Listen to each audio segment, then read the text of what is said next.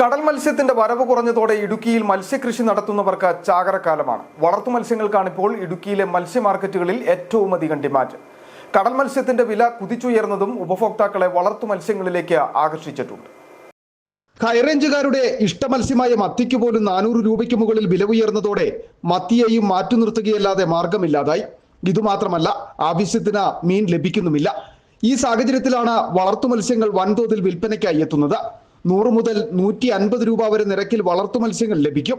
Piranha, വാള, tilapia, കണമ്പ്, കട്ടള, കാരി തുടങ്ങിയ മീനുകളാണ് കൂടുതലായും മത്സ്യ മാർക്കറ്റുകളിൽ ഇപ്പോൾ ലഭിക്കുന്നത്. ഇതിൽ പിരാനയ്ക്കും തിലോപ്പിയയ്ക്കുമാണ് ആവശ്യക്കാരേറെയും. കടൽ മത്സ്യങ്ങൾ ഇപ്പം ട്രോളിംഗ് ആയതുകൊണ്ട് വരവ് കുറവാണ്.